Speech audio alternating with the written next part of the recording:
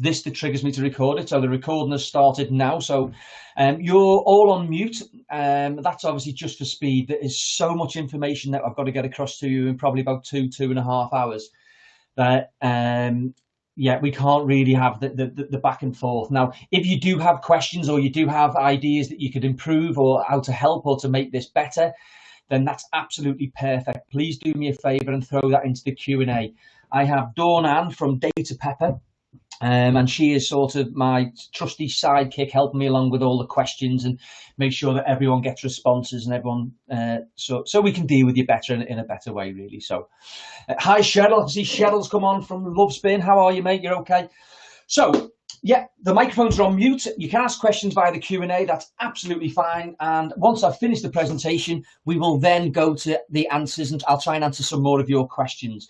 The reason why I don't do that after each section is that people tend to ask questions that I'm going to answer further on, so I end up saying stuff twice. So hopefully that will make sense to you, and that'll be fine. So the agenda is I'm going to obviously introduce the webinar in a second. I'm going to break down each section, so PPE, cleaning standards, the different checks you can do, etc., etc. There's a hell of a lot more detail. I think it's now just over 200 points. Obviously, there's a Q&A. There's only one thing I ask. Now, in the process of putting all this together, I basically, I've done it all for nothing. So the only thing I ask you is I'd probably put about 4 or 5 weeks worth of work into this, non-stop from probably 8 o'clock in the morning to 11 o'clock at night. So if you could just spend 5 minutes giving us some feedback at the end, that would be really, really much appreciated. I'd love it if you could do that for us. So, as you can see, let me move that one on, that's fine. Right, so this is not about trying to get the centres open as quick as possible. Now, luckily enough, we've got SimSpa and UK Active working absolutely tirelessly in the background, trying to make sure, we've just got they were part of the lobbying scheme that got the furlough extended until April. Also, they're looking at, before that furlough can be taken away, they've got to give you 45 days notice. They're looking to try and do things with rent and all these different types of things. So there's so much work going on in the background. But what I want people to know is that this isn't to get people to rush back in. The whole idea about this is about we've got to get in, and as soon as we get in, we've got to be ready. Now, we've got a date that we're heading towards, which is the 4th of July. Now, at the minute, we will not open before then, but that does not mean we will not open on the 5th. This isn't a panic tactic. It's just basically saying to you, look, we've got to be careful. I'm not wanting leisure centres to get open early, because if we open early, we're only going to have small amounts of business coming in, and that's going to be really, really harmful. So this furlough thing, and obviously the other scheme that they're bringing in where we can bring people back part-time and we can pay half and they're going to pay some, etc. We don't know the exact ins and outs of it yet. But that's a really good thing in order to get us back up and running whilst we've still got support. So please, can you thank the governing bodies in UK Active and SimSpa for just absolutely doing a load of brilliant work in the background for us to make sure this happens. Now, in terms of not being ready, now, obviously I sat down with lots of organisations right at the beginning and I started talking through, and I quickly realised that they hadn't done anything. They hadn't put anything together. And it sort of worried me quite a lot. So as I started speaking, I realised this plan started to grow. After I'd spoke about it 20 times to 20 individual organisations, I quickly realised I've got to try and get this into a webinar format. I got a call off Tara from SimSpa. We put it together, and I think our biggest fear is just how much there is to do, and people not knowing what to do. So hopefully by the end of this, you'll have a full plan and you'll be able to see exactly what you can do going forwards. So like I said, when all the furlough stuff started happening, I lost all my business within about 2 days. I ringing people up and it was like dominoes. They were all just going down. So I decided to take some time off with my kids. I spent probably 2 or 3 weeks with the kids, just playing and not even really looking at emails, or I'd answer calls if they came in. But in general, I didn't want to bother the customers. I knew you lot had far too much on your plate, and the last thing you'd need is this little bald Scouse fella sort of jumping on board and trying to ask, what can you do? Do you need any help? You just needed to get on with it. So I was absolutely fine with that. So while this was happening, I started doing a little bit of homework. I was looking at what was happening in China, and I was looking at what was happening in Sweden, because they virtually stayed open. Some leisure centres closed, but on the majority, Sweden stayed open throughout the whole process. Now, there's a lot of other factors involved in that. Their testing's been amazing. I'm not even going to talk about ours, but I then looked at, obviously, China, obviously, as it starts to get rolled out, the mistakes they made in Beijing to try and make sure that we don't make them. I got the opening guides for Alaska, and I can't remember the other one. I think it was Alabama or something in America. And the idea behind it, I started looking through them, and they were poor. They didn't give people the plan of what to do, and it didn't really show people the scope. So I started to put a plan together, which is what I'm going to go through today. Now, every single thing that you see today, you will get a copy of. At the end of the session, we're going to email you a link, which will take you to the SimSpa page. And on the SimSpa page, they are constantly updating the hub to have all these documents updated. So everything you see, you will get a copy of. Now, again, to me, this is all about best practice. The reason why I'm doing this for nothing is because I think if I can show that I'm willing to do something for nothing, then maybe we can other people may do it, and we might start working together. Already, I presented this to 350 organizations, and the desire to bring this together and work together has been absolutely amazing. So again, as people start putting together like models for staff coming back, or models for ordering PPE, etc., then they can start to send them back to us. We can start to bring the best practice together, and then we can start to roll it out.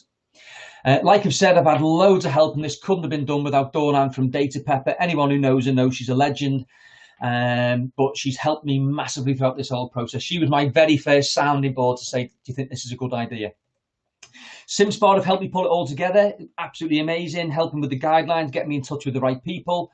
Like I said, Dawn nailed it for me. Gladstone, now this is an amazing piece of work that they put together. So what I did, I've asked them to do something which is very un-industry-like. I've asked them to put a document together that anyone, no matter what leisure management system they have, they can take this document and take this guide to their leisure management system and say, look, these are the things we're going to need to do.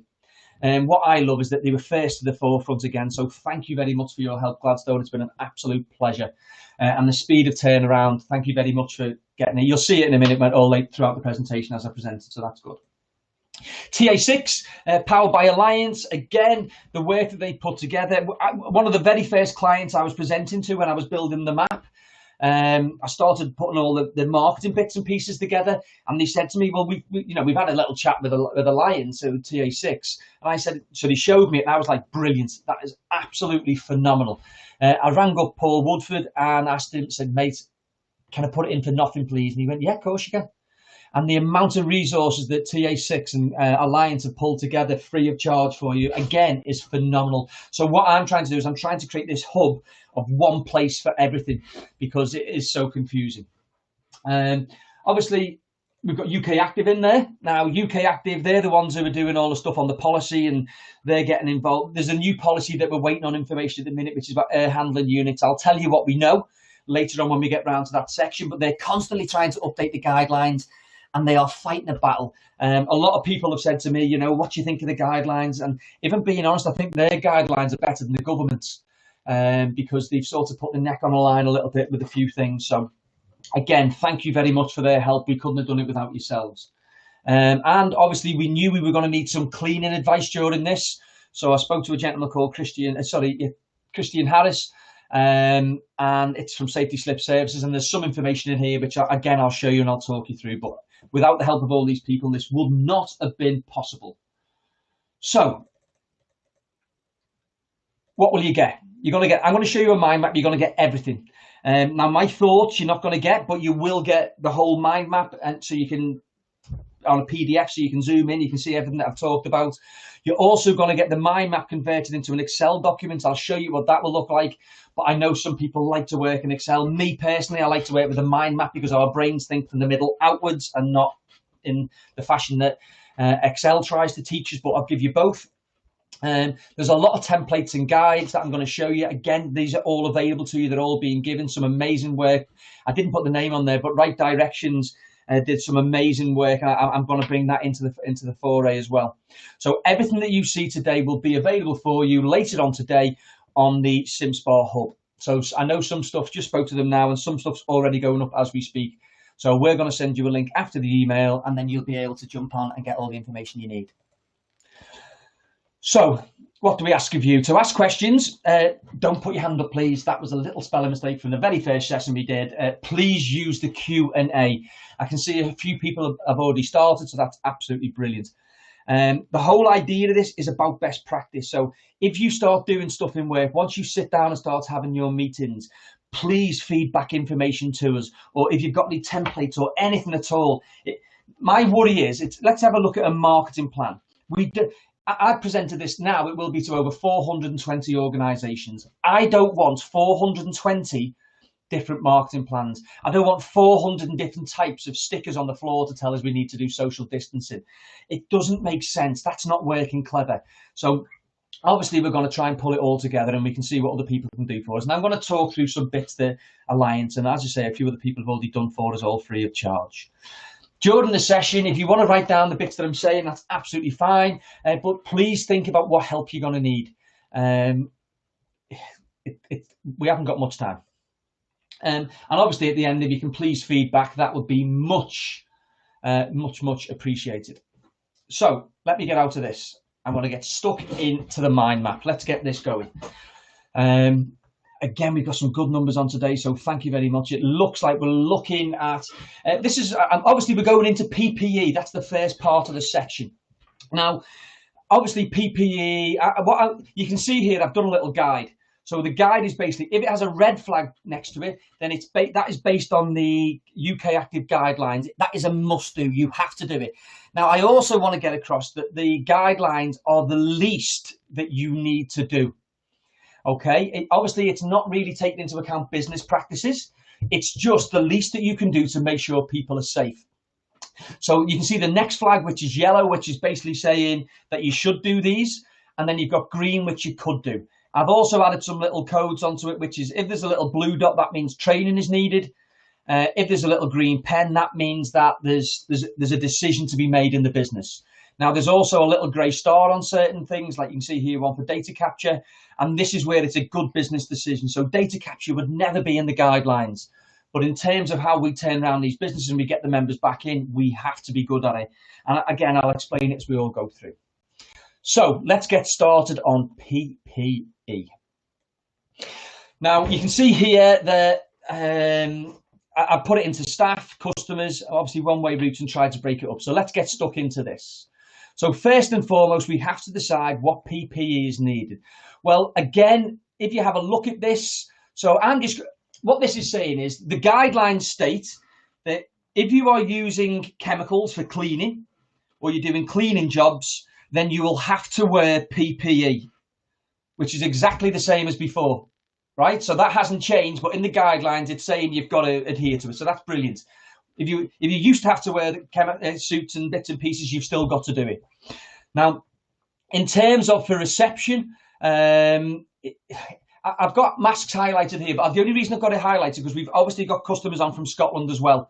And there's a little bit of a dark. So the UK Active Guidelines say that you do not have to wear any PPE.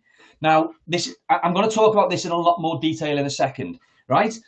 Now, in Scotland, you have to wear masks because they work in Scotland and they don't work in England, but they do work on buses and public transport. Can you see? It's a bit messy, isn't it? My decision on this is basically being made on the fact that I'm going to use some facts. Are the facts from the British Respiratory the Respiratory Organisation saying that masks work?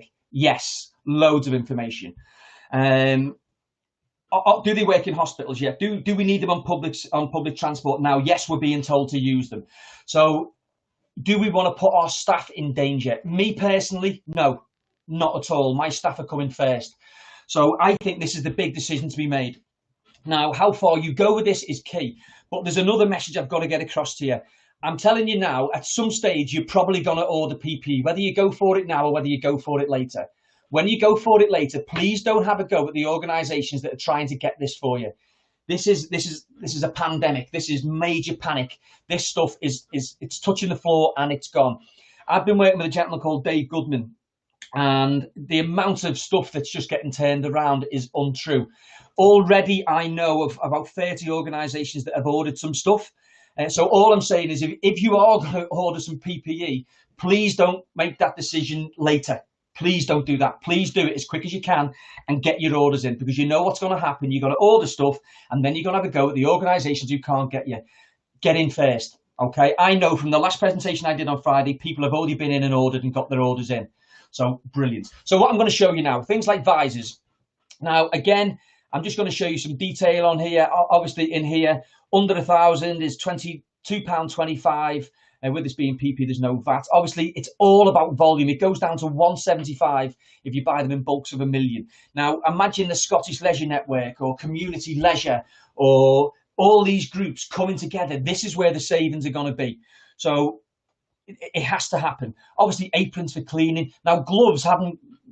What's being said about gloves is that it stops people from washing their hands, and it's much safer for them to keep washing their hands. So that's absolutely fine.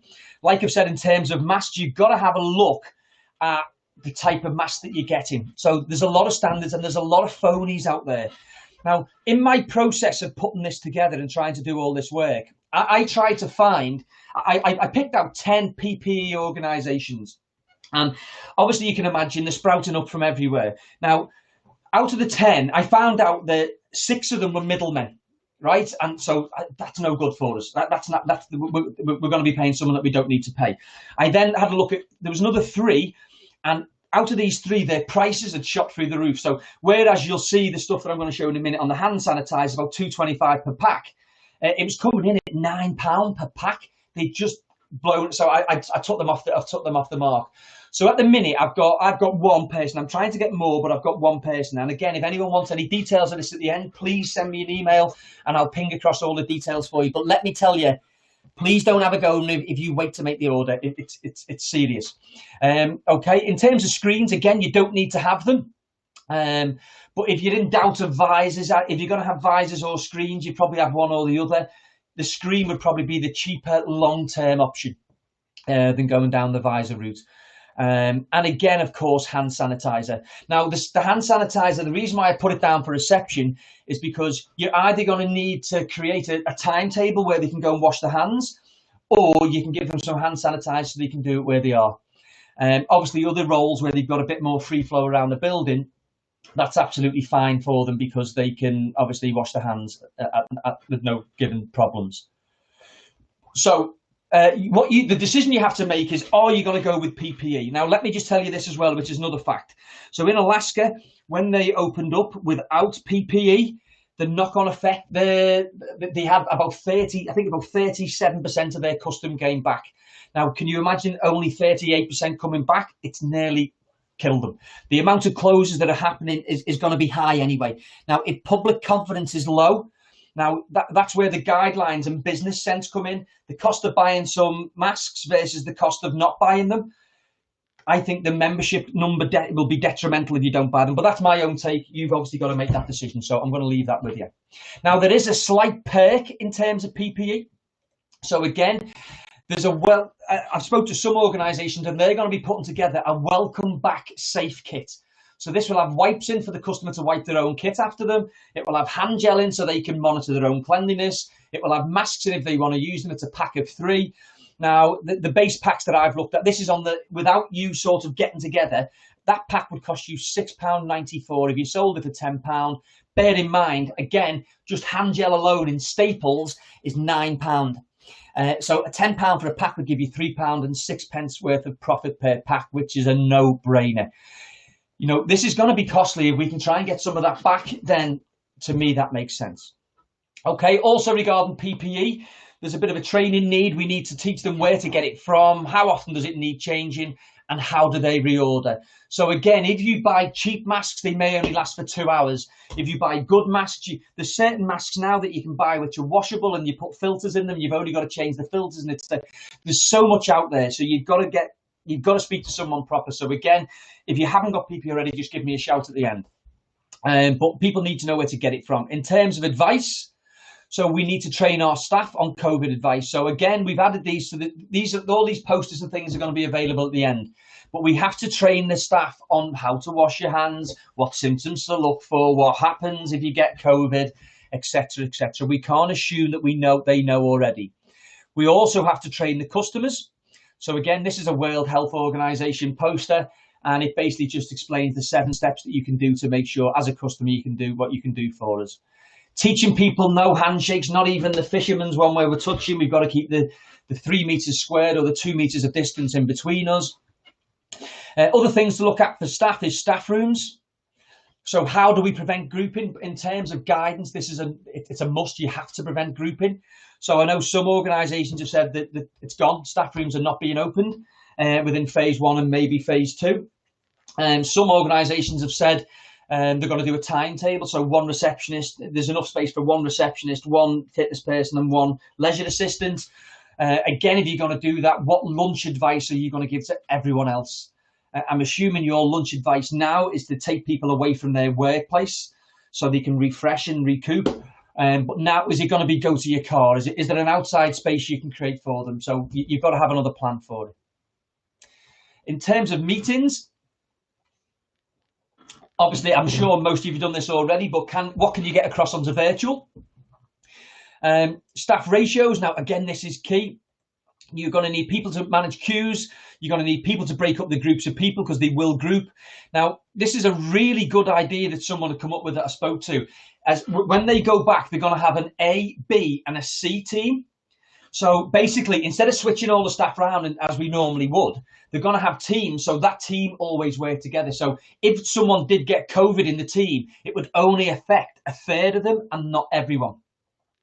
So I thought that was a really good idea. So if one goes down, there's still going to be other people who can help and keep the business up and running.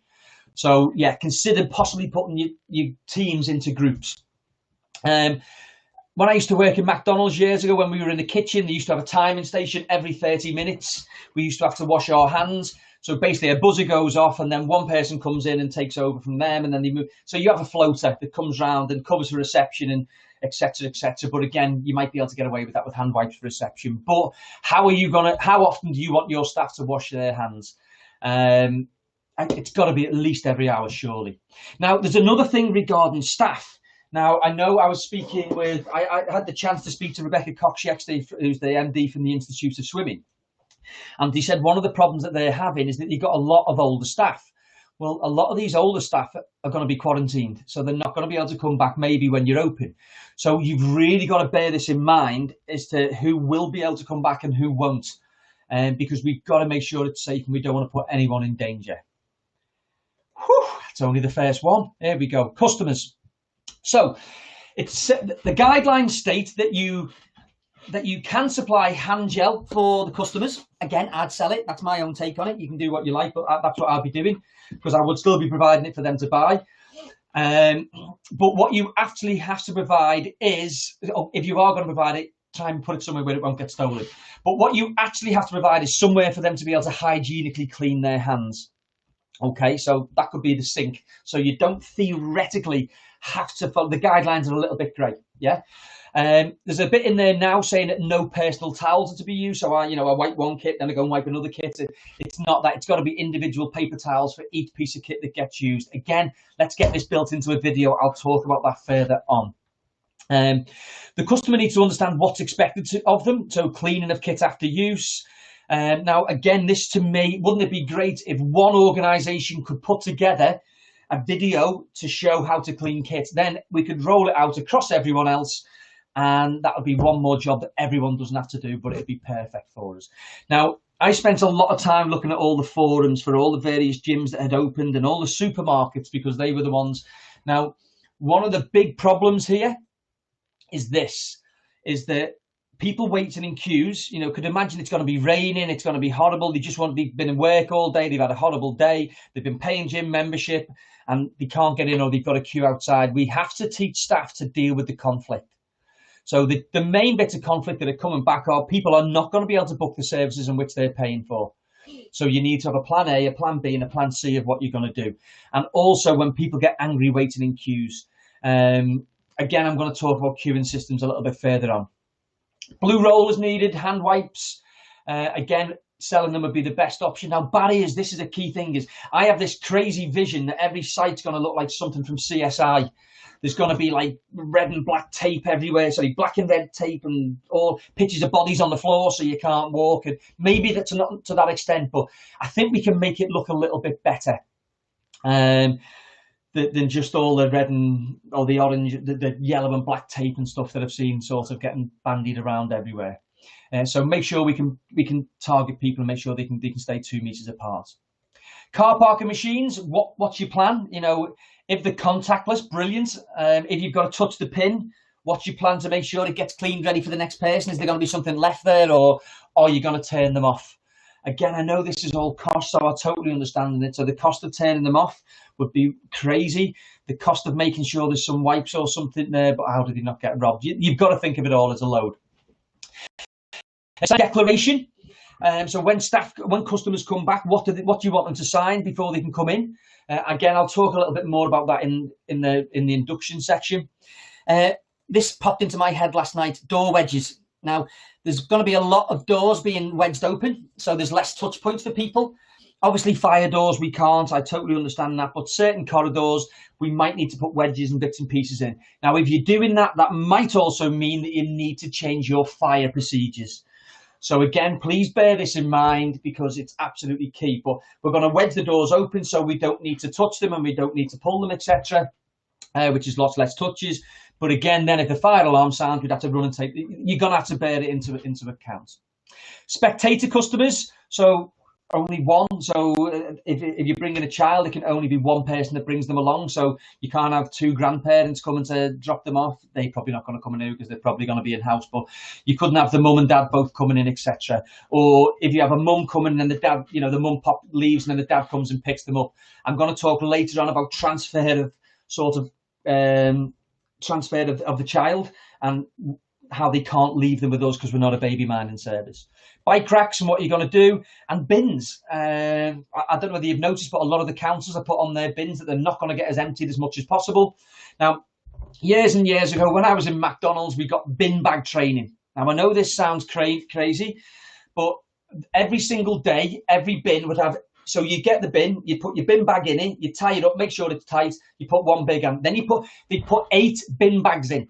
8 bin bags in. So when it was full, they'd just take it and it was ready. They didn't need to get one of them yellow signs. They didn't need to go and get the bin bags. They knew their bins were going to get full. So they did something about it to make it easier for them. So maybe consider the bin bag training or limiting use. But limiting use will probably cause you other problems. So just be careful. So again, there's a load of stuff for customers. Amazing. We need to bring in one-way routes. Now, the problem with the guideline, or not the problem with the guideline says that there needs to be one-way routes. It just doesn't tell you how you need to do it. Now, I think the one-way routes are a really good idea to make sure we can break up groups. So if we get them to walk right through the middle of groups, then that's brilliant. That's going to save us a load of it's going to save them from actually getting into the groups in the first place. Now, again, when you first open, you might not have every site open or every part of the building open. So are you going to have a map to explain it? Are you going to say, look, these are the areas you can go to? Are you going to have arrows on the floor? Is it going to be sellotape? I hope not, but anyway. Or is there going to be stuff hanging from the ceiling? Now, again, I've seen loads and loads of people doing stuff, and I've been in a lot of conversations with people in regard to this. I've already seen a load of stuff that is branded. Now, this slightly worries me. Now, I know we want to try and keep things in sync. I don't think the customers are that worried about your branding for this. Now, I went to my local pharmacy. It's a Lloyd's pharmacy. They had 8 signs outside. They all look the same. Okay, and they look the same as the opening hours. They look the same as the new opening hours. They look the same as the gap. Oh, it was just messy.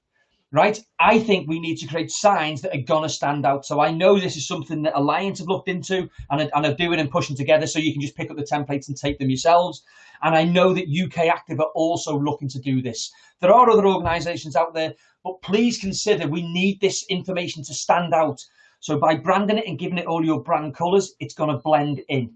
So just please be careful. Again, the one-way routes start from your car park as well. Okay, staff training. So in terms of health and safety training, any lifeguards that have been off and furloughed that are not updated with their training, then they're going to need to be updated before they can go back in. if there are any first aid different practices. So I know that the RLSS are in the process of putting something together in terms of what the practice changes are. There is a little tiny bit of information about no mouth to mouth, only compressions. But again, with all this guidance, as and when we get it, will be going onto the SimSpa hub. So there's one place to go for everything. And obviously risk assessments need to be done. So again, I'm just going to show you a document now. There's an example risk assessment in here, but I believe that Right Directions have put one together. They're much better than me when it comes to health and safety.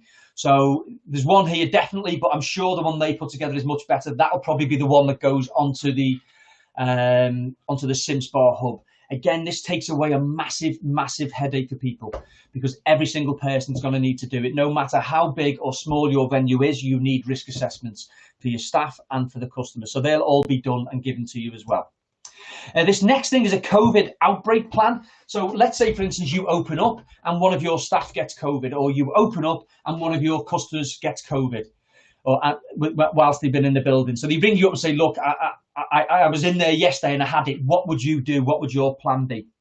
Now, again, Right Directions have put this amazing pandemic management issue together. It's absolutely phenomenal. It's got all sorts in it. So again, a lot of this work has been done for you. You can see here all the HR policies, the risk assessments, again, mitigating the spread. What are you going to do now going forward? How are you going to communicate? Who are you going to communicate to? It's just gold dust. All right. So again, this will all be available to you. It's all going to be on the website. So you're going to have all this to start. Again, all this type of stuff here. So closing the facilities down. What I'm saying here. So imagine I've got 6 staff in, and one of my staff comes to me on a Saturday morning and says, oh, I feel a bit rough. In the past, we would have probably said, come on, get a grip of yourself. We'll be fine.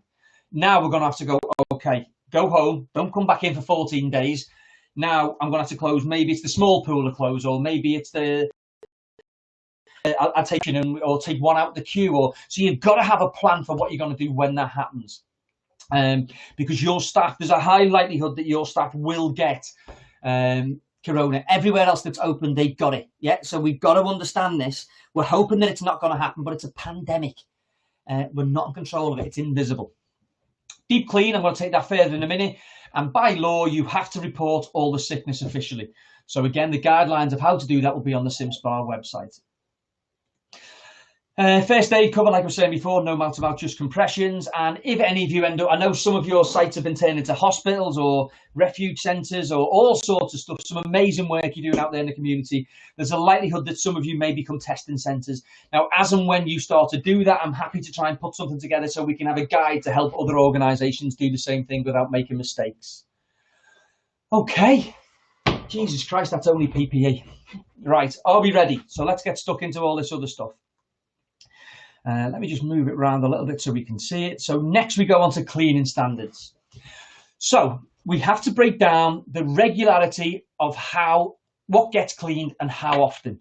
Now, the thing that gets me about this is theoretically, when we go back in, it should be business as normal, because we should have cleaned things anyway. Prior to COVID, there were other viruses and other bacteria that could cause us problem that we should have wiped and we should have cleaned. So theoretically, all this stuff you should have. I'm going to assume that you haven't, just for the sake of this, just so I can talk you through some bits and pieces you might want to put together. If anyone's got this done, send it across to me. Perfect. No one's been able to send me one yet that I've thought, that's okay. But please feel free to do so. And I'll add to it and we'll make it better. And it might become the new best practice document that will get updated in our later webinars. Staff, so obviously surfaces that they touch. And as like I said before, doors, if we can wedge them open and stuff, that'll be fine. Desks, that type of thing. The phones, the screens that they touch, a lot of these are touch screen. I'm going to give you some information on that when we get round to the Gladstone bit. The actual till itself, ideally, if we can not touch money, that would be great. If we could go cashless, if we could go contactless, that would be even better. The new contactless rate's gone up to £45. So I don't think there'll be a great deal of purchases over £45. So hopefully you can do that for most of it. And like I've said here, for doors and etc., how often are you going to wipe them, touch them, or are you going to wedge them? I'd probably go down the wedging side of things for now. In terms of cleaning for customers, so again, doors, hair dryers, shampoo, toilet rolls, lockers, lifts, water fountains, vending machines. So in the guidelines, it's now saying that water fountains need to be taken out. So maybe as part of that welcome backpack, you might want to throw a bottle of water in, or a water bottle with your branding on or something, so they can fill it up at home, etc.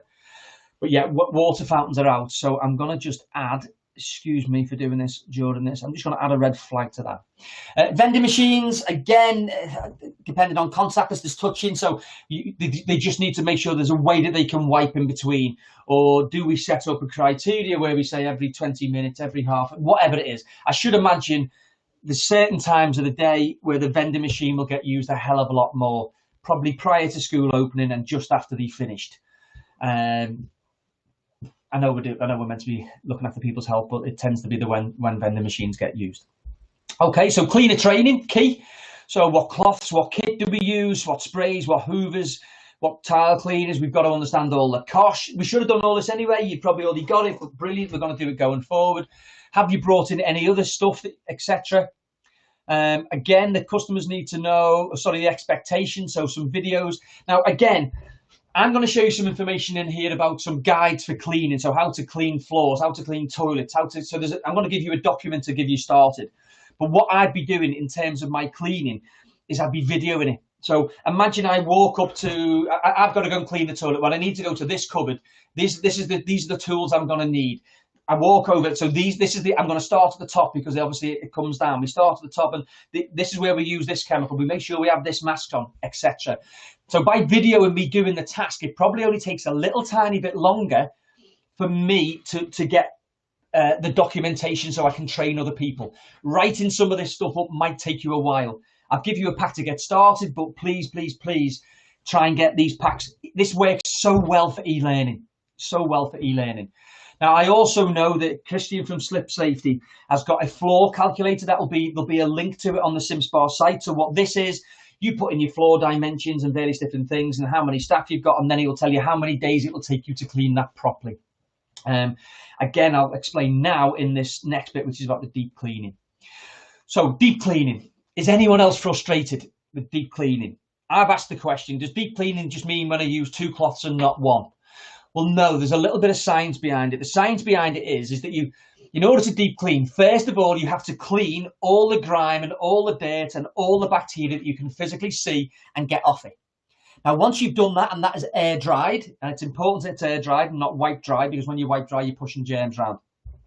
So it has to be air dried, and then you would then sanitize afterwards. You can't sanitize on top of dirty layers because that just will not work. So a deep clean is getting rid of all the bacteria and then sanitizing afterwards. So you can see fog cleaning.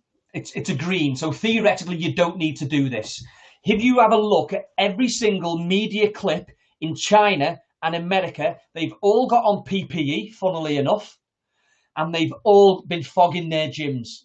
You'll see it on our news, they're fogging all the nursing homes, they're fogging. This is about public confidence. Now, there is a cost to this. So what I'm saying is if you are going to do it, build it into your social media campaign or your public confidence campaign, which again, I know is something that Alliance are looking at. So a few things to look at. You can see I threw a caveat in straight away. Kit for classes, dumbbells, all the rubber bands, etc., leaflet holders, notice boards, lockers. I stopped here. It's basically everything. Everything needs to have a deep clean.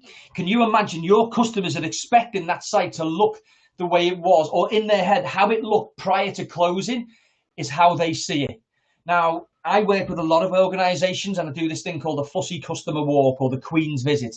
Now, in the process of doing this, we find a hell of a lot of things that your customers can see. So thinking it's clean and knowing it's clean are totally and utterly different.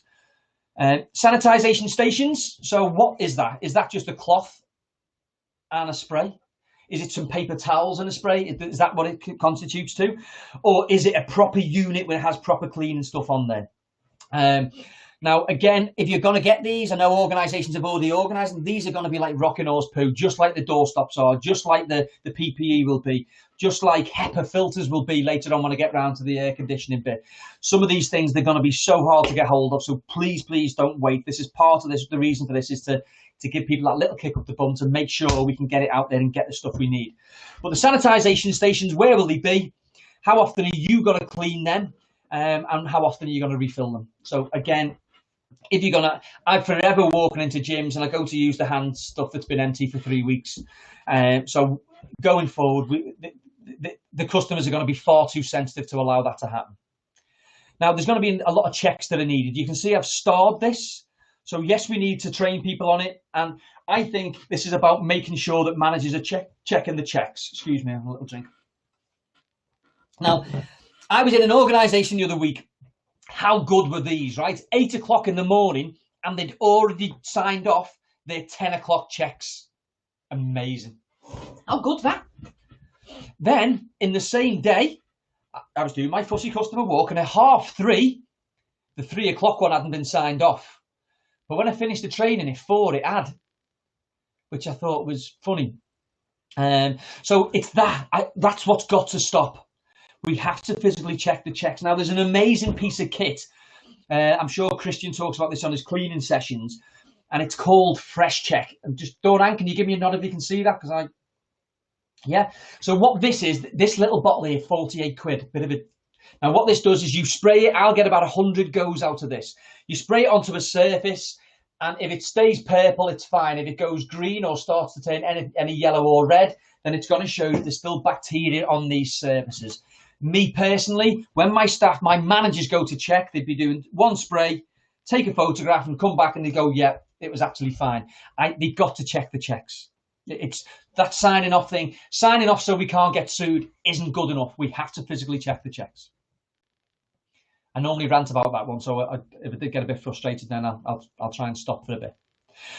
Okay, so how long does it take to clean somewhere properly? This is another big issue. Imagine I've got an aerobic studio which is 1,500 meters square.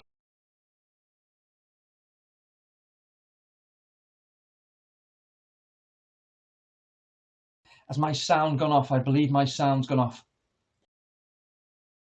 And back on. Am I back on? I'm back on. Oh, okay. Hopefully you didn't miss much then. So this is about how much space, how much it takes to clean a particular space. Again, this is where that chart or the calculator from Christian will be really, really handy.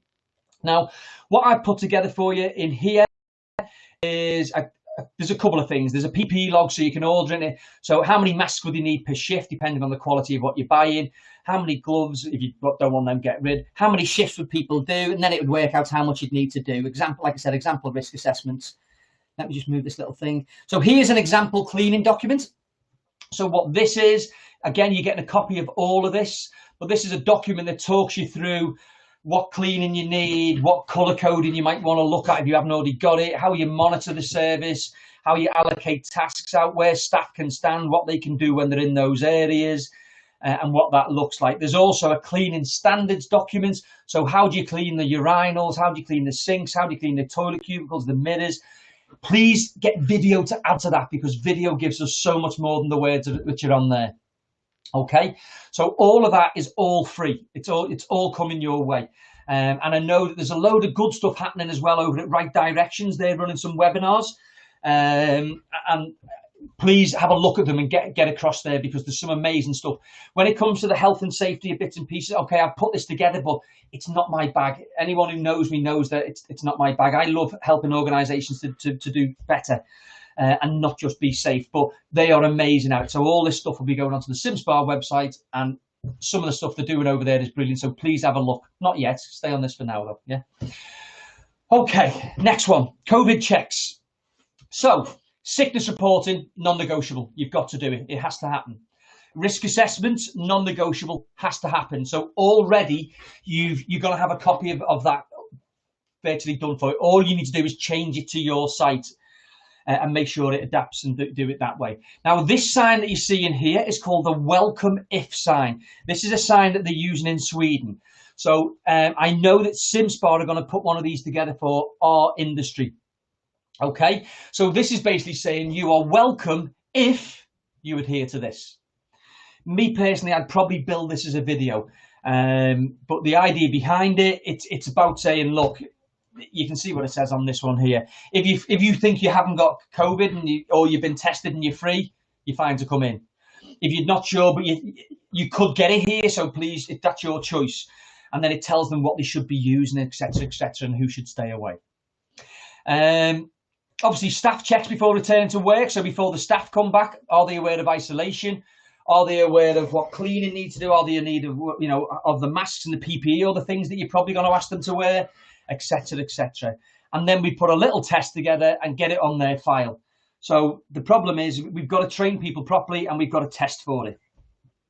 Now, there's a couple of other things which are coming in here, which have worked quite effectively abroad, but are not in our guidelines. So things like thermometry checks.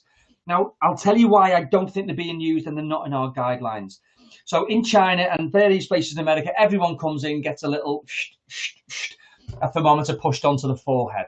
Now, imagine I've just rushed from work, I've got in the car, I was parked in the far side, it's raining and I've just sprinted in. Now, I will have elevated body heat.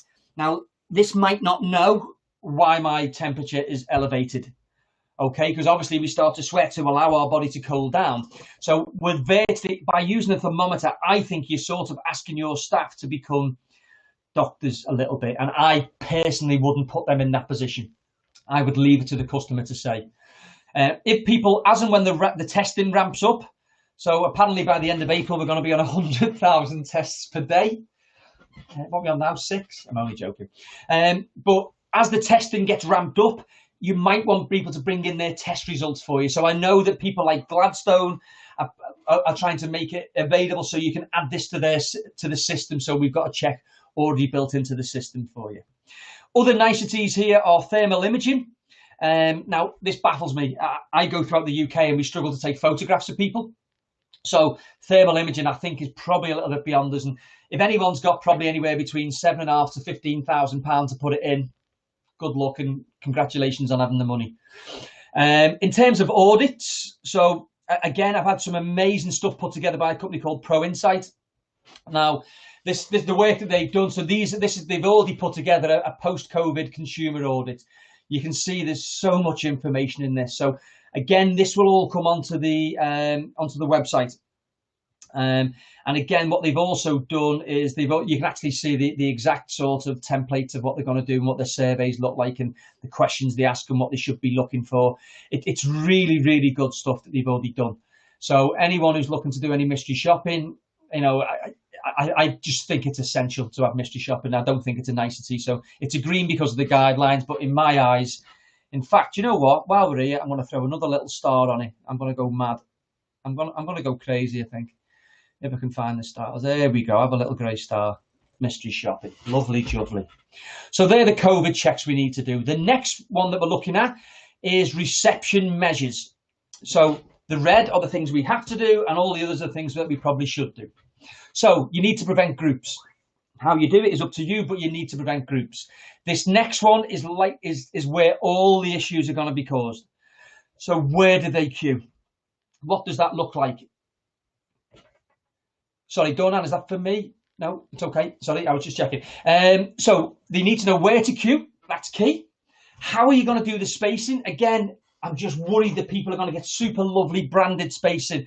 I personally don't think that's needed. I think what's needed is something that's going to stand out and is going to warn people properly. You've got to understand each site is probably going to... I went into a site not that long ago that had 47 posters in reception. Now, I don't know which poster they wanted people to look at, but can you imagine that reception is probably going to have that, plus throughout the building another 200 new pieces of information we want people to look at. I personally think this stuff needs to stand out. So again, I'm hoping that some of the Alliance stuff can go on the website quick because it's brilliant. So spacing, when issues arise, like I said, conflict management and training people.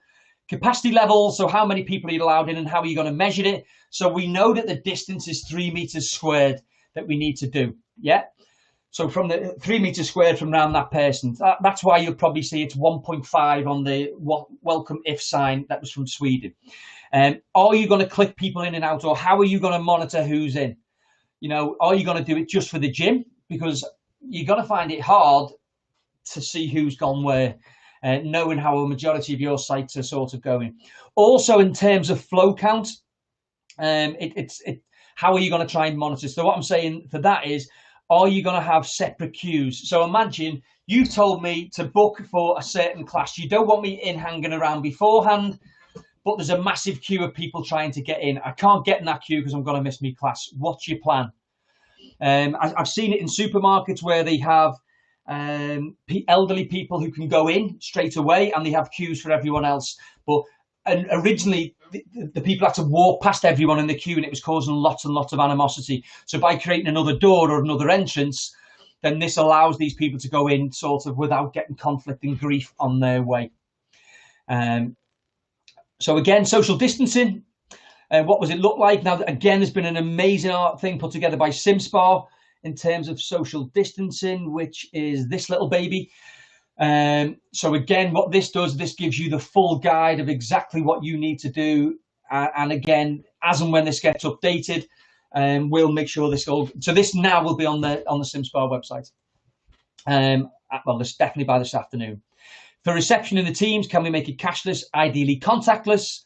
Where you have kiosks and they're self-swipe or self-book, then they need to become self-wipe. That bit's key. Where you have your touch screens, again, I'm going to talk to you something a little bit in a minute in terms of the FEI and the leisure management system stuff of how we can fix that. Your delivery procedures. So do we have, let me have a look. Let's say a delivery turns in, they might need to pull it up in a certain place. They might need to phone the site and wait there until one of us come to them. And then rather than them coming in and not knowing our procedures. Now, this next one is, I think, is absolutely detrimental, especially for the very, very early phase. So when you very first open, consider having a booking system for your gym. You've already got one for your classes. You've already got one for your sports hall, and consider having one for what would be deemed as public swimming or community swimming. Yeah. Because trying to imagine if 100 people turn up and you can only have 50, what are you going to do with the other 50? Do they just have to wait? Or are you going to book them from? What's your plan? Now, by booking people in, I think, again, Gladstone have already got these systems. They've already got the plans in motion to get these things all ready for you. But I think it's absolutely essential that you look at this. And again, imagine this on the phasing back. If some of your customers have already have carried on paying you because they were lovely and they want to support you, it's got to be them first. So they should have the priority over the booking. Then you're going to look at the ones that hadn't, who were live members who had froze. So they may come back a little tiny bit later, so we can start to learn and we can start to try and get these things. So the phasing is key, but we're going to go on to that next. I'd like to say we're halfway through, but we're not quite. But hey, we're nearly there, aren't we? We're nearly there. We're holding the numbers, which is good. We're holding the numbers. We've still got about 68 organisations on, so thank you and keep listening. Right, there's a shed load of information in here. Now, in here, you can see they've all got these little green pens. There's lots of decisions to be made. So let's start at the top. Limited classes. If you had 100 classes prior to COVID and closed down, there's a likelihood that you will not have 100 classes afterwards. And that is because certain classes might not be able to go ahead. So classes where you sort of share kit like circuits and boxercise and those types of things, we're not going to be able to have customers sharing things. So we're going to have to limit the classes. Also, the space in classes is going to be limited. Now, in America, they did this crazy thing of going, do you know what, 50%, we're only going to take 50%. Well, I think there's certain classes where they can't afford to have 50%, and there'll be other classes where they can, in terms of the 3 meters squared, that they can. So depending on what space you've got will depend. Now, I'm not going to go to 50% of classes if I can use an outdoor space. Or if I can go and use, I've seen some sites that have got squash courts where you can open them out. I might go and do it on the squash courts. So the idea behind it is before you decide on your numbers and having a blank 50, have a look at what space you've got available and how you can try and keep the numbers as high as possible, because that's what we really need to try and do. Again, in terms of spacing, I put a document in here. I think, yes, I have in here, which is just a little guide of how to set out your studio. I've heard all sorts of horror stories on what people are doing and what they think because they're playing this horrible Chinese whispers of the rules. It can't be. You can get closed down. There's already gyms in America getting closed down, and that is much worse because they've lost their funding because they've opened, and obviously they're now closing again and can't reapply for funding because it was their own fault. In terms of waiting for classes, this is what's going to cause one of your biggest headaches. So let's say, for instance, your classes were an hour. They're probably going to have to go to 50 minutes. That gives you 5 minutes to get in, 5 minutes to wipe down and clean down and leave. And then the next group will have 5 minutes to get in and 5 minutes to clean down. So you will definitely need to change the time for classes. But you need, where do you want them to wait just before they come in? Are you going to have spaces on the floor? And is that where you're going to want them to wait? Again, this is all key. What do you want them to do pre and after class? Now, we know we don't have enough staff to wipe every single piece of kit before the next class comes in. So the customers have got to stand up. To me, this would be part of my re-induction, my COVID induction when they come back. Part of this welcome if. You're welcome if you're prepared to do this for us. Like I said before, classes which are shared. Head mics, you're not going to be able to, but if they buy their own, then that's fine. Equipment, so yoga blocks, mats, foam rollers, Swiss balls. Personally, I would remove them and say, if you want to buy some offers or if you want to bring your own, that's absolutely fine.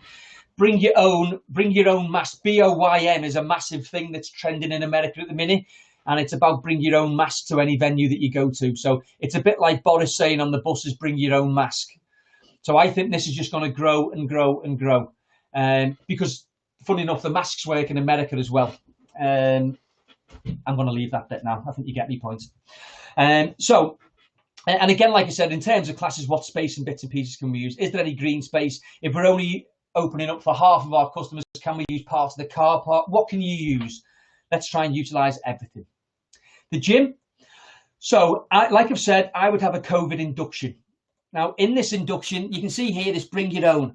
Now, I would be selling the pack, like I've already said. Some organisations have already done, I've been sending virtual home packs, where I'll say that bit when I get to it. So you're going to need to re-induct people. So imagine someone joined your centre in February or March. Probably quite high numbers because they're quite good months for people joining. And then we close the doors on them. And they don't come in for another 4 months. We can't just leave them. I've seen people saying, well, 85% of people said they'll have the same programme. I'm telling you now, people are not going to be in the same situation. We're going to need to do this. Now, can we do it now via Zoom? Of course we can. What's stopping you? So I'll come on to that again in a minute. So new inductions. So you're probably going to need to update your members journey. I know some people are still working on it. I went to a site the other week that's been working on the members journey for the last 18 months and it's nearly ready. They've been open for 50 years. So anyway, it's all good. So update that, that's fine. Again, the video of people, what they need to do when they're coming in. Now, spacing of kit.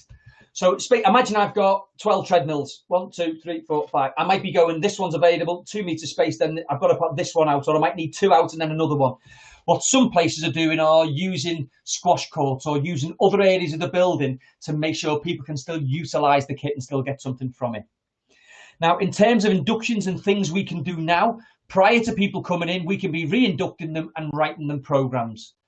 Okay. Yes, we can't show them round it, but that's absolutely fine. That's not a problem. We can do that. We've got to try and do as much as we can prior to them coming back. So I'd be all over this now. All those people who are live, I'd be speaking to them. Now, again, I'm going to do a bit on communication later on because I assume that you've been communicating with them probably once a week already. You know, you sent them the first email to say we froze your membership or whatever it is you did. And I'm sure you've been updating them every week since on all the new information that's come out and how you're going to help them, what you're doing and all these. I'm sure you have. Right. So that's the gym. Perfect. Wet areas. So social distancing has to be done. It's not. How you do it is key. So what can we widen the lanes? Is that something we can do? What some organisations have said is that you swim down one, you go under the rope and then back up the other. That way we can make sure that the people aren't passing in the correct distance. Some people have said they're going to circle the pool. I don't know how you're going to do that one, but hey, I'm just throwing the ideas out there that I've had and people have given me. Now, we know that the lane and all that bit's easy. Okay, it's all the other stuff and how people get in and out of the pool, which is key. So queuing and dropping off. Now, in most sites, the age to be able to swim on your own is 8. So that means a child of 8 can go into the changing rooms and run into the poolside on his own. Please have a look at what your age limit is and please make sure it's one you're now happy with. The schools are telling us that the ones that are dealing with sort of the vulnerable children, etc., are saying that trying to keep this age group of kids apart is a nightmare. So you've definitely got to have a plan before it happens. And in terms of parents, only one parent can come. And like I said before, in terms of can one parent come and then leave, and then the father then comes and picks them up? Well, if you're agreeing to be a babysitting service, then that's okay. If not, please speak to the parents and tell them that if something happened to that child during the session, they have to be there for that, which I'm sure you do already. Again, specific community groups. So after speaking to the Institute of Swimming yesterday, they're going to put guidance together for clubs, lessons, community or public swimming, instructor-led, and school/education swimming. So they're going to put those 5 chunks. That's what they're working hard on in the background at the minute. And trust me, they're not sitting there doing nothing. Obviously, Swim England, Swim Wales, Scotland, Ireland. These are all trying to pull in. There's so many groups that we need to pull together, but they're doing an amazing job in the background. So lessons, as I said before, lessons. Only one person drop off and pick up. The transfer of care. So like I said before, we don't own it, they do. And can we possibly, when we first, I know that some places are not opening the pool due to the fact that if they open the pool, they're going to have to open the changing rooms. So for everything else, they're telling people to come change, come ready, do your workout and go home, right? Which is brilliant. Now with the pool, that becomes a bit more of a problem. Now, if I'm training my kids, now for lessons, can I say, literally, can they please come ready with a towel wrapped around them? And can they leave in that same vein? Now, it's summer, you may get away with it. I think there's less chance of them getting problems that way than there is a load of kids piling into the changing room.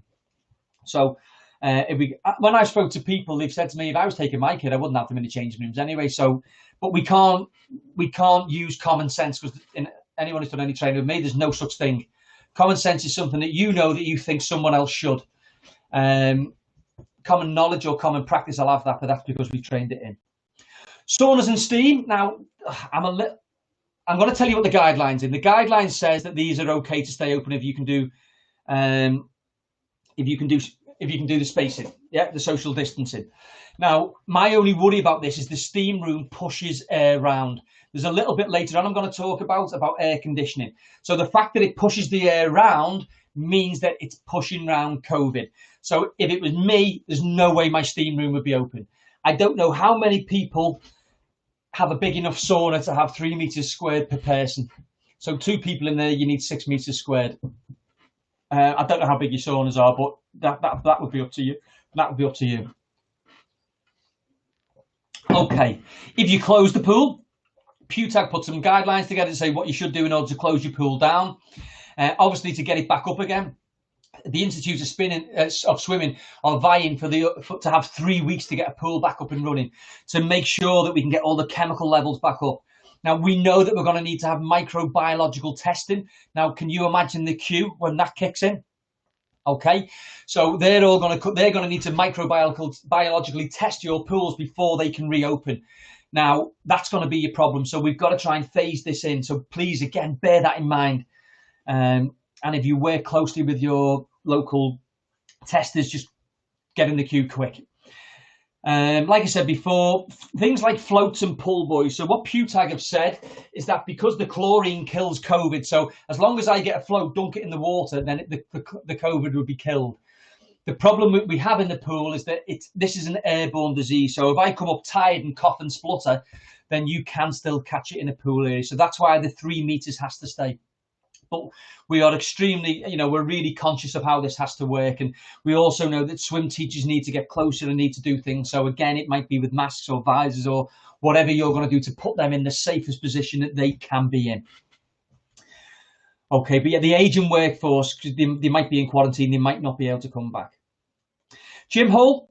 So if you've got lessons in there, can you do social distancing? If you can, but the lesson capacities will probably drop. So again, you need to have a look at that.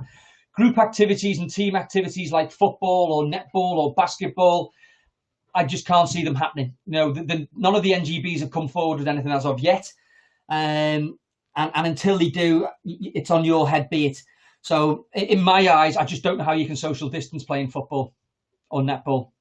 So those group activities to me are totally and utterly out. Now, things like gymnastics, where I could probably create the space in. The only thing with things like gymnastics, and I'm sure other sports get this, is where you've got to spot people. Now, the point behind this is what we're saying. So imagine someone's about to run and jump over the box, or imagine someone's about to do some crazy move that you need to support them on. Now, if they're about to fall and smash and land on their head or something, the danger of them hurting themselves from the fall beats the threat of COVID. Because the fact that you touch them doesn't mean they're going to die of COVID. It just means there's a threat of them getting it.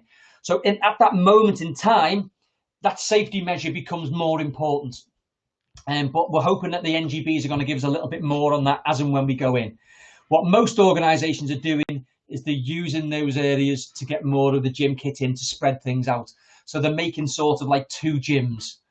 That is not a bad idea as well if you want to start creating stuff for your older people and other people who are, I think what have I called them, the people who, the shielded communities is the correct wording to use. Your virtual offering. Now, is it on your timetable? What classes do you have? What information are you giving them about it? Now, I put here organisation versus site. So what I've seen a lot of people doing is, in my site, I tell everyone that I have, in my site, I tell absolutely everyone to come on my Facebook live thing that I'm doing tonight. Well, imagine if I could get all the sites pushed together and we could put a timetable of everyone. It can all go live. Okay, and again, I know Gladstone, and I'm sure the other people have. I'm only saying Gladstone because they're the only ones that have actually stepped up and helped. I did ask Legends and I did ask XN, but I know they're busy, so I'm not having to go. But thank you very much for Gladstone for putting your name on the line here. But so it's about pulling together this virtual offer and what that's going to look like. We can start doing that now. That should be now on your website, etc. Changing rooms. This is causing havoc everywhere. So some people are closing showers down and saying just come and go. Which lockers are available? So imagine that you've got top and bottom lockers. Take out all the bottom, and how you might need to have 1, then 2 not available, then another one, etc. Now, what I put in here is please consider, depending on how your lockers work, it might be saying, as they swipe in, going, can you use locker number 17, please? Can you use locker number 22, please? Can you use locker number, or it might be, here's your key for today. Can you hand that back in on your way out? So we know changing rooms are going to be a nightmare unless you're going to man them, as well as the queue outside and as well as the door on the gym and everything else that's going to cause us issues. Unless you're going to man them, that might be a way of trying to have some control of that space. It says spray and wipes need to be available, or the ability to wash their hands and keep hygienically clean. So you've probably got sinks in them. So you might not need to leave them hang. I don't want to leave wipes and sprays hanging around because they'll go missing, that's all. So that's changing rooms. Shielded communities. Okay, over 70s, illness at risk. Are you going to create time slots for them? If you do, I suggest early in the morning. So what I'm saying is, the whole place will be cleaned at night. That's the cleanest it's going to be, probably first thing in the morning. We let the people in who are most in danger for an hour or so, and then they can go, and then we can let everyone else in. I know what's happened in Spain. I know what's happened. Well, it has happened in Spain. It's also happened in Sweden and China and America, is that they basically just said, no, you're not coming in. So again, this is a decision you have to make, is are these people really need it, but they also really need to stay away from COVID. So you've got to make that decision. Are you going to create a time for them, or are you just going to go, do you know what, we'll think about you in phase 2? Now, I just think of all these people who love the pool. I call them the cocoon bunch, the ones that come in every single morning and they just come in and they do the little lens and they have a little chat and they love it, right? So to me, I really don't want them to miss out. They're there all the time, every day. Drop-off areas. So where can you drop off? If you've got a big space, are you going to say certain sports drop off in certain places so we can move it around a little bit? And what's your plan for dealing with kids who get dropped off? Again, it's that sort of transfer of care thing I was talking about before. Now, work in the community. So to me, this is where this PT thing kicks in. As you're probably all aware, the PT side of things, it's saying now a PT can work outside if they're doing a one-to-one, and they can see different people for a one-to-one. So I could do your one-to-one. So let's say I do Dawn Ann's from Data Peppers one-to-one. I can then move on, and then I can go on and do the next person's one-to-one once I've finished that. So I could see theoretically a lot of people. Let's say I did 8 hours worth of this. I could see 8 people a day. That's 40 people a week. Now, when I've spoke to people about this who are a little bit panicky, I've had PTs say, well, I don't want to put myself in that position for 40 people. That's your choice. That's absolutely your choice. You know, the risk assessments have got to be done before you go back anyway. But the reality behind it is that the guidelines are saying that you can do this. Now, let's say you've got a client who's got a huge garden and no one's ever going to go in it and it's massive. You cannot use that space. You can only use a public space where other people can walk past. I see that as a Borisism, but hey, that's the way it is, yeah? I think they're doing that to make sure that it's not happening in little garages and all sorts of little spaces. But that is the rules. It has to be an outside public space, and it can only be one person who's not in your household. You can't do people all from your household with this one person either. So it gets a little bit clouded, but hopefully I've cleared it up a little bit for you there. Again, all the guidelines and all the rules are going to be on SimSpa's website. Operational. So heating systems, if you turn them off, we need to get them back up and running. Again, anything where there was any stagnant water, where you might have Legionella, or if you closed your pool down, getting it back up and running. I'm assuming that you've used this as a brilliant time to touch up all your paint and fix your broken tiles and get the smelly drains cleaned and all that type of stuff. In terms of access control, you know, how are you going to monitor who's in and when they're in? Some organisations, if you're owned by a council, you might need to get council sign-off before you can go back in. And there's a thing going on at the minute. So I'm going to give you a little tiny bit of information about aircon and air handling units. Now, what they're saying is the average air handling unit probably takes about 20% of its air from outside. Now, the new studies that they're looking at mean that they're probably going to need to switch that to about 80% of outside air. But the costs are going to go up by about 8 times in order to do that. So this is something we're looking to get guidance on. I know there was a meeting due to be on Tuesday, then it got moved to Wednesday, and I'm hoping it's going to happen today. And as soon as we find out anything, we'll make sure this becomes part of our updates, etc. Your air conditioning units for the gym, again, if it can have a separate air supply, then that's brilliant. It's not a problem. If it's recycling the same air, then it's going to need to make sure it's got HEPA filters in it, so we can disinfect as it goes through the filter process and purify, etc. So that is it. Again, that's a key. Hopefully we'll be able to update you on that. Now, the way this is going to work in terms of updates is, oh, wait there 1 second. Yeah, the way this is going to work in terms of updates is each week I will be running a webinar which you'll be able to find on the SimSpa website, and I'll do bits on LinkedIn and stuff, where we're going to do it in 2 phases. We're going to any updated guidance we'll try and interpret and explain, and any best practice that people have sent to us or ideas that they've got, we'll update people with them as well. So that's how I'm going to try and do the updates for you once a week, and we'll video it so you can see it, etc. Now, soft play, from what I've been told, so things like creches in gyms and things like that are not going to open in the first phase. The social distancing for kids and babies is just a nightmare, and it's not going to happen. And could you imagine trying to wash 7,000 bowls because a child's been in and maybe touched them before the next child comes in? It's not going to happen. And we're still waiting for information back in regards to climbing. It's something that we've got to try and find out. Now, there are 2 governing bodies that have sort of stepped up a little bit, and that's the LTA, the Lawn Tennis Association, and the PGA Golf. So tennis is outdoor only. It's only in England at the minute. It's not in Scotland. It's singles only, unless you're from the same household, but let's keep it to singles only, using your own equipment. And obviously there'll be a link to the LTA advice. In terms of golf, again, it's basically you can only go out on a 2-ball. You can manage you need to be able to manage the buffer. Again, it's how you manage that the buffer of where they wait and where they go. Flags are not to be touched, so you've got to leave them in. I've seen some golf courses have put a little thing on, so it can be lifted, but people are using the sleeve and all, whatever. So there may be a way they can get around that, but the guidance basically says flags not to be touched, or the course might remove them. And obviously rakes, which are other things that would be shared, then they need to go as well. So as and when more NGBs start giving us information, then obviously we can start to give you more information.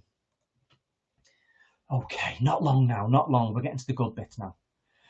Data capture. Right. There will be gyms closing. without a shadow of a doubt. I don't know whether everyone spotted yesterday, but an extremely profitable organisation called Exercise for Less has put themselves up for sale. So if a big organisation like that with 52 sites across the UK is wobbling, then there's going to be a hell of a lot more wobbles coming, right? The idea of this is let's get our plan right and give ourselves the best chance, but there will be more people. So when these gyms close, they've got to go somewhere. So there's a high likelihood that we're going to get a lot more inquiries coming in. So we have to have a procedure to capture the data. I normally get organisations to produce a booklet. So when someone calls in, we ask the name, we ask the number, what do you want, and we've got a log, and then we can log how whether we followed through or whether we didn't. When someone walks in, exactly the same again. We need to understand how many inquiries we're getting, how many walk-ins are getting, and how many of these we close. Okay, this is a massive, massive key driver for your business. So we have to know that information. So I put a sheet in here, which is, I'm sure it's here. It's a data capture sheet. So it's just make your own, feel free. It's just a simple sheet of paper to capture the data, but it's massive. Now, feedback is also key. Now, if you haven't already sent out a survey to your members, then Matt, but yeah, well done if you have. Now, if you haven't, your first, when you're going to tell them you're open, please send them a link to a survey in that. Now, the key behind this is imagine your customers say, I'm a little bit worried about coming out. I wasn't quite happy with the cleanliness before, so I'm not sure whether it's going to be safe enough. Well, from this information, we can use this on our social media. So imagine we then have someone fogging. We've got a picture of our staff in the PPE. We've got a picture of the guidelines and the spacing. I know Alliance are looking to put a document together that says, look what we've done for you, and this is all we ask from you. So it's amazing. It's going to pull the whole thing together. But yeah, it's amazing. So we're going to get incoming feedback. We've got to deal with it. Now I know that sounds like I'm teaching people to suck eggs, but I always ask organisations, can you tell me how much feedback you have last month? And there might be able to be someone that can do it who sits in an office, who plays on a computer. But the people who really need to know, they need to know. So I also ask this question during training. Has this ever happened to you? Somebody walks into your organisation. Sorry, someone's walked in and they complained. You pass that on to someone. And then that person walks in 2 or 3 days later and you don't know whether it's been dealt with. But the closer they get, you can normally tell with the body language that it probably hasn't. Yeah, has that ever happened to anyone? Every time I teach this, the teams go, yeah, happens all the time. Well, it's because we don't own feedback in a way that we should. We need to teach people to go out and get feedback, right? So it's about going and getting testimonials. So imagine we've got someone who was worried. We can do a little video and say, obviously you were worried before you come in. What do you think about what we've done? Oh, it's been amazing. They've looked after us. We had to go through a little induction so we know what's safe. We look at all the list of all the things they're doing to make sure it's brilliant. That type of stuff is going to be gold dust for you going forward. Again, templates for this type of stuff will all be built by, obviously, the Alliance stuff that they're doing is amazing. I know I keep mentioning it, but it's because it's brilliant. And they're also doing a national campaign that's free for you as well. So that's that. We're moving on quick. Communication, as you can imagine, is quite big. Right, signage is the only thing that we have to do in terms of the guidelines. Okay, so it's going to need to be in reception, on the gym. Is it where you're going to have it? Is it on the desk? Is it on the kit, on them little wobblers? Is it, how are you going to portray it in the classes, the changing rooms, the one-way system? Oh, there's loads, right? It's going to be all over the gaff. Again, please don't hide it in your branding. It just scares the life out of me that the message might get lost, and we can't afford to do that. Now, who do we need to communicate to? So customers, well, they need to know what's expected of them. They need to know what's expected of us, and they need to know exactly what our phasing plans are. Now, please don't be scared to tell them what the phasing plan is now. And if it changes, just tell them. The problem is most organisations tell them nothing because they're not quite sure yet. And this is why we can't get information off the some of the NGBs and some of the others, because they've got a load of information that would be brilliant for you, but it's not perfect yet, right? Please don't do this. Give them all the information you've got, and as it changes, give them it again. In terms of staff, again, I'm assuming that you've had constant communication with these about the phasing, what it looks like, the financial help and how they can deal with it, their health and well-being, and all the training that they're going to need to book in for before they can come back to work. So we've got to make sure that those two people are obviously, those two groups of people are informed. These are seen as a nicety, but I see it as very important. So the suppliers, licensees, and partners, etc., they need to know exactly what the plan is and what's happening and where they fit into it. You know, if they can open up, if you've got a cafe and it's a licensee that's in there, can they open up at the same time as you? That type of stuff. We need to get that stuff ironed out. When? Well, this is key. So as you're due to reopen, I should imagine the first email would say, this is the phasing, this is what we expect, this is the financials and how we're going to deal with it, this is what happens with shielded individuals, and here's a survey. Any changes to the plan, and as the phases start to roll out, because obviously different membership types, etc., may then come in. Okay, I've also put another guide in here, which is, if I go to the end, so this is a communication plan template. So again, what this basically does is, what's the message we're trying to get out? Do we understand the situation? So competitor analysis, SWOT, etc. Who are we aiming at? What's the key message? What tools and channels are we going to use? And who's bloody doing it? Yeah. So there's a template in there for that. And obviously, in terms of, you've got to have to put various different posters and bits and pieces up. Now, in this pack here, I'm going to show you these, but I know that SimSport are putting this all together for you free of charge, so you can just print stuff out. And I know Alliance have got some amazing stuff that they've already put together. So it's not a blind panic. Again, we don't need 450 organisations going to create a poster. Some of these amazing organisations are already pulling this together for you. So let's have a look how we market it. Like I said before, I think testimonials are going to be key, especially in terms of public confidence. So start getting them as soon as you open your doors. Updating your social media and your website. You've been closed for a while, so I'm assuming that's done.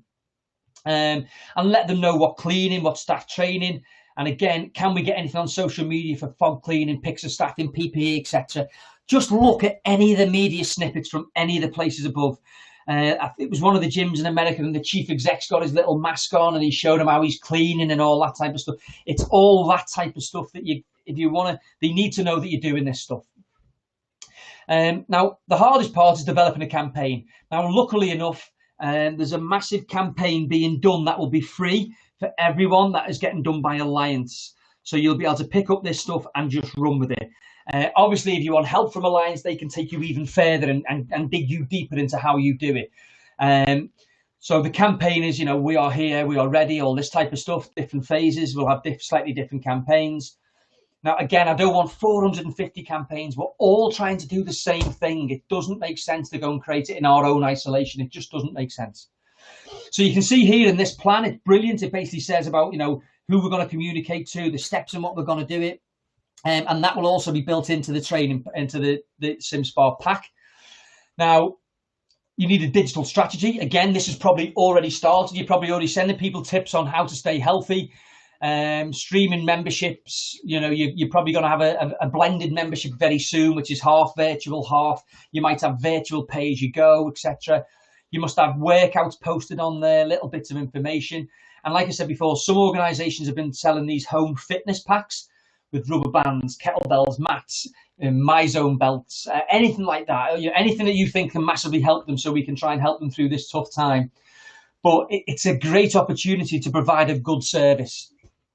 I see there's a high likelihood that you would make money out of this, but I think money is the byproduct of good service, not the fact that let's do this to make loads of money. It's not that. It's about, if you want it, we've got it for you, and let's do it. And the last part in terms of marketing is, who do we target? So and then what do we do with them at each phase? So again, in here, I'm going to explain what Alliance have put together, which is brilliant. So they've got 3 phases. Customers who were live on the day of closure. So anyone that was live beforehand, they're gonna be the people we let in first. So in the month when we've got our actual open date, we basically have a month prior to it to start the communications for them. And then as phase 2 kicks in and we look for ex-members to come back, then the month starts again. And that's when you see this that's when this next part starts here. And then the next month, we'd probably be starting this for phase 3. So they've built all this in. It's brilliant. It's just, again, please don't. And there's only one thing I'm going to say. There's a lot of organisations who are willing to help you free of charge and do some bits now. But obviously, there's certain bits that you are going to have to pay for. just like your customers are going to have to pay for stuff when you reopen. Right now, all I'm saying is please book these specialists in as early as you can. I know already I've spoke to 450 organisations, and I'm happy to try and help as many as I can, but I can only help who I can help. Yeah, so what I'm going to try and do is I'm going to try and work with regions in Wales or the GM Active or the Community Leisure. So I'm going to try and do stuff that way to try and make it more feasible in terms of price. But in terms of things like Alliance and stuff like that, you've got to get it booked in quick. Please don't say you're going to do it yourself. Realise you're not going to get round to it and then try and call them in last minute. They will still try and help and they'll still do an amazing job. But if you give them the time, they will do a much better job for you. Okay, we're getting to the final bit now. Memberships. Phasing of memberships. So again, imagine you've got an over 60s membership that might not come back straight away. Imagine you've got certain members that have already have continued to pay you. Well, they might be the first people I would choose, etc. So you've got to have a look as to how you bring these people back. Now, you may only have 50%. Let's make it easy, but you may only have 50% capacity. But if 50% of your members come back, you cannot handle this. So you have to make sure that you're the ones who drip feed these members back in. And as I say, it's test the water first, because it won't go good straight away. Just look at what happened in supermarkets. It was a nightmare to start off with. So test the water with your best members, and maybe you have a week where you open with just a few into testings, and then we roll it out to more and more, etc. Are there any new membership types? So is there a virtual membership or a blended membership? What are you doing for your ex-members? Now, we know there's loads of surveys going out there, and there's some amazing information coming back. I don't know about you, but I'm not exercising anywhere near enough. I now know we're allowed out a little bit longer, but what that hasn't done is it hasn't stopped me. I've been sitting in this chair doing presentations and speaking to businesses, so I haven't really moved, but I am eating a lot. Anyone else doing that? Having a little chomp, yeah. So I've got a funny feeling that there's going to be a lot of people who are going to need us even more.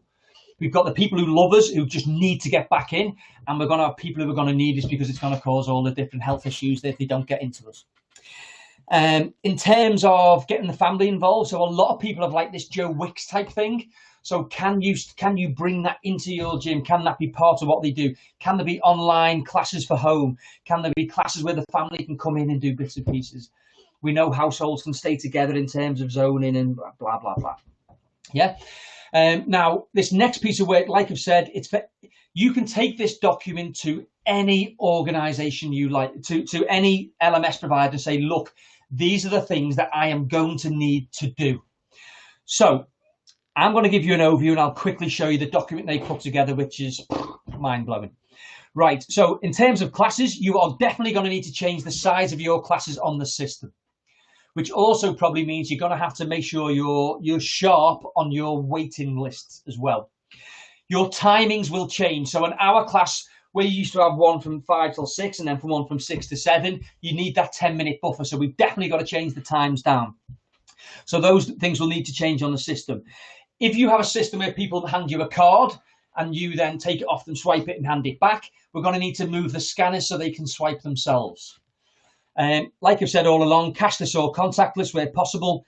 The unfreeze option. Now this next bit is, I'm going to give you two bits of advice. I'm going to give you one that is extremely ethical. So imagine we open up and we're only going to have half of our customers in, and we're only going to have half our classes on, and they can't get into the swimming, or they can't do certain bits and pieces. So some people have come back to me, I can't charge our customers full when we haven't got a full plethora of our services. So the nice thing to do would say, when we first open in phase 1, we'll only charge everyone 50%. Then we go to phase 2, we'll charge them 70, then we'll go to 90, and then we'll go to 100. Now, I don't think you can afford to give away money in that way. So when I put here the Sky approach, what I mean is, if I ring up Sky, they have 2 or 3 options that they will do to the person that complained. Now, I know some people will be saying, well, all our members speak. Well, all people who've got Sky speak too, right? And they know that about Sky, the studies that they did, about 25% people take them up on this, I'm going to cancel until they do something good for them. And the rest just pay astronomical rates. So the key is, I'm not looking to rip people off in any way, shape or form. If you come to me because you don't think it's fair, I will do something for you. Okay, so that would be my take on it. It's going to take a lot of management, but that management is definitely worth the revenue that you're going to get for it. Like we said before, you're going to have to create some sort of booking system for your your community or public times in the pool and for the gym, depending on how you're going to book it. Now, the front screen, I've been doing a load of work with Gladstone on their reporting, and one of the reports that we pulled together is a transaction detail report. So you run how many transactions have gone through the till and how many units of those have you sold. Now, imagine that we sold 2,000 waters, and the water is 3 touches on my screen. That means I need to touch the screen 6,000 times. If we can get our best sellers all moved onto the front screen on the quick area, then we might prevent 4,000 touches here and there on the system. Now, that's only per month and that's only per site. These touches will start to add up. And what's also been suggested as well is if you can get the pens. We know that if you're touching the screen by using the pen, that the COVID lives for less time on rubber than it does on skin. So that will also be another touch that you can do. Blended memberships, looking at your pay-as-you-go schemes and how you deal with them. So I should imagine when most people open, they're not going to have the pay-as-you-go open. But again, these are your choices. Please take them. I'm just giving you the ideas to consider. Now, as many things as you can get online and mobile. So online and mobile means they don't need to interact with your staff. So that can only be a good thing. So, get your mobile apps up and running, get your information going to them via mobile apps, etc., etc. And obviously anything you can get online is just a bonus. Now, I'm going to show you the actual document that they put together for this, which is called A New Dawn. And it goes through and out. So it says in your bookings, this is what you need to do. And it just gives them a little bit of clarification. So booking out cleaning slots so people can't book it, your staff rotas, offering blended classes, utilising the available real estate and all the other space that you've got, looking at peak and off-peak timings, pushing people to online, joining, how you get the sign-off when members have come back in to agree they're going to wipe the kit down and do the things for you. It's amazing. It's an absolute blinder of a piece of kit, a document that they put together. So if you ever bump into them in any trade shows, please give them a pat on the back. If you work for them, you are sorted. If you work with the others, then you've now got a plan of what you need to do. So thank you very much for that, Gladstone. Okay. Oh my God, we are so nearly finished. Well, not finished, but we've got to do the question and answers bit. But in general, yeah, we're nearly there. Right. So, memberships. Are you going to have any new memberships going forward? Are you going to have a blended membership? Are you going to have a membership for the NHS? Now, a lot of people are probably sitting in the desk now going, right, what about frontline workers? Well, if you can monitor frontline workers, good on you. I wouldn't be able to do it. But if you could, brilliant. I would probably be doing some sort of blue light stroke NHS type thing. Blue light means I get all my NHS because they're ambulance and services. I get me fire brigade, I get me police. So the blue light will open up a little bit further than NHS. But, we all go out on a Thursday and it is for all these ways. I just don't know how you'd man that lorry driver or how you would man that van driver or the person who's helping people cross the street, or I just don't know how you're going to man it. But in terms of memberships, we've got to have some sort of offering for the NHS because the stuff that they're doing for us is amazing. Do you offer any discounts for them? So obviously the membership could be discount, but what I'm meaning with this is, one second. Do you have any licensees? So do you have a physio? Do you have a sports therapist? Do you have a hairdresser, a nail? Are the people hiding space, and could they offer something for these people for you? So we could put a pack together for each organisation, or we could put a pack together through community leisure, for instance, and say, everyone who's in community leisure, this is what we're going to offer. The more we can do for the NHS, the better. I think they're amazing. Is there a charity event? Again, imagine every individual site could raise £200. Well, once we look at the 7,000 sites in the UK, this starts to be quite a lot of money. Yeah. So again, pooling together these and doing it as community leisure or the Scottish Leisure Network or Books as the universities, that's where you're going to get really good press for this amazing amount of money that you're probably going to pull together. And the last but not least is, would you consider certain open hours for the NHS? Because again, I think that they deserve it. Right, so what's going to happen now? You've had all my information. I'm now going to open out to Dawn. She's going to she's been looking through the questions for me, and she's going to ask some questions. We won't be able to get through all of them, but we will make sure that everyone is answered via email over the next couple of days. Okay, over to me. My goodness, yous have been a kind of quiet bunch we've had, so no doubt there might be a wee flurry of questions that come in from you. So a couple of things I think probably already been covered. We had Jean Black who had talked about PUTAG and the testing of the chlorination levels for the swimming pools in order that they're confirmed to kill the COVID-19. Jean, if you've got anything, I know Craig's already covered that, but if you've got anything else that you want to ask about that, please put it into the Q&A. Yeah, that's perfect. As I say, all this stuff will definitely be going onto the SimSpa hub. It will definitely be there, and that's where we've got to go. There's that many different. This just shows us look at my mind map now. I'm just going to do something very, very quickly, but I'm just going to extend this out, and then I'm going to make it shrink a little bit. Now, just look at how much you lot have got to do. Right, this is an absolute monster. Right, and the PUTAG thing is one line in here. Right, it's massively important, of course it is. What they're saying at the minute, at the levels we run at as of now, the chlorine will kill COVID. That's what we've been told. But as and when updates come, we'll do it. As I say, I'm still waiting on the update for the air conditioning, so that'll probably be my next webinar, as long with anything else that kicks in. So we've really got to look at it. Dawn, anything else? Oh, Dawn, I can't hear you. I don't know if anyone else can. Oh, sorry about that. Yep, just a valid one that came in actually from Simon Swanson was actually your equipment provider. So, for instance, Technogym, is there any videos that you've seen where they're providing videos on cleaning? That might be obviously another source that we haven't thought of. You know what? That is an absolutely brilliant idea. That if we can get sort of SimSpa or UK Active to go back. I know that we've got Life Leisure on today. We've got at least 2 people from Life Leisure, and I'm speaking to the UK manager tomorrow. So this could solve a problem for us. Yeah, this could. If each of the providers just produces a video exactly what's expected, then we've got it. We've already got that, and we can just put it up there and make it available to people. So yeah, that is lovely. Yeah, another one, Steve Swanson, been great contributor here. But again, when we talked about the sort of queue busters versus managing booking slots and things like that, what Simon's saying is he's like that. I'm actually looking at how many slots I've got and capacity, so that if you're not booked, you don't turn up. Therefore, I can sort of control, offset a queue happening. I honestly think when the first week or so that you open, you have to be in control of as many things as possible.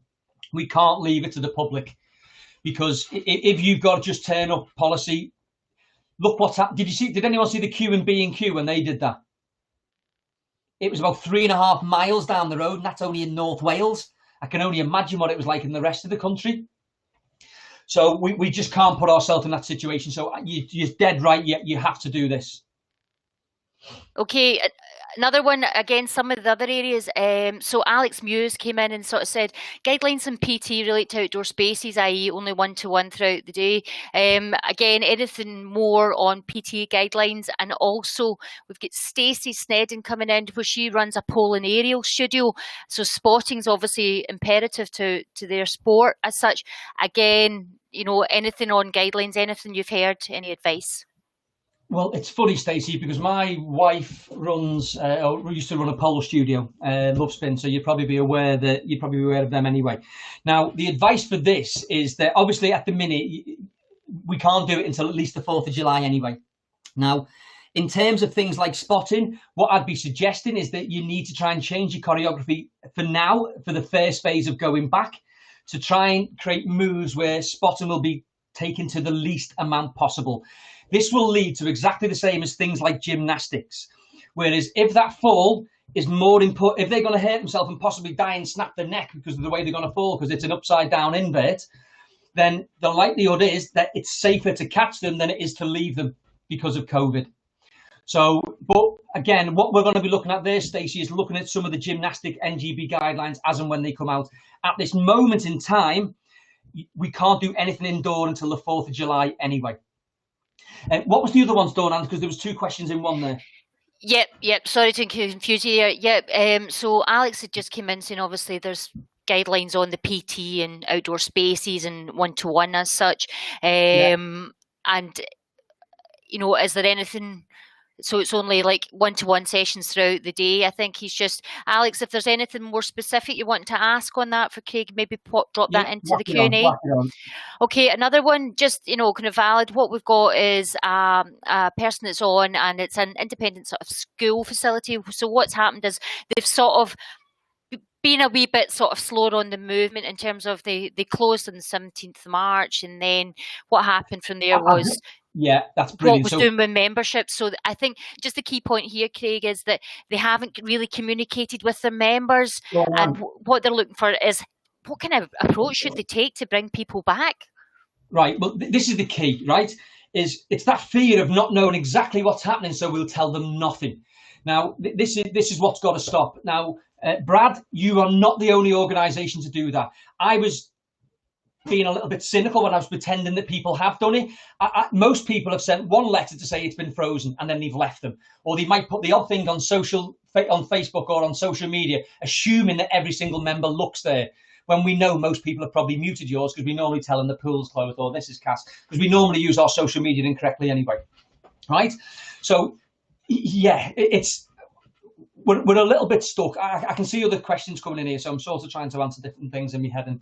But yeah, did that help? I don't know if that helped, because I felt myself reading questions as I was trying to answer them. But that's okay. So, Brad, if you've got any more questions at all, please just come in and pop them into the Q&A. All right, another one here. Any early signs on when team sports activities could restart?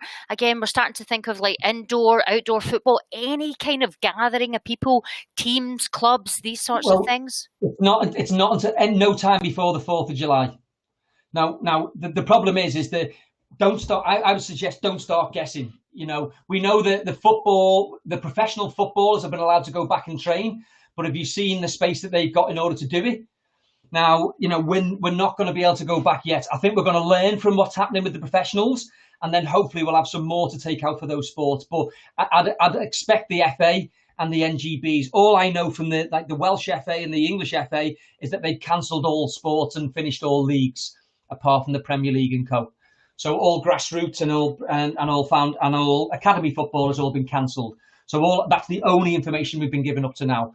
But this is why every week you're going to need to keep looking at the updates to make sure we can try and get you this information for you. Okay, great. Alex has came back. Okay, so obviously the guidelines at the moment are only relating to PT and outdoor spaces, right?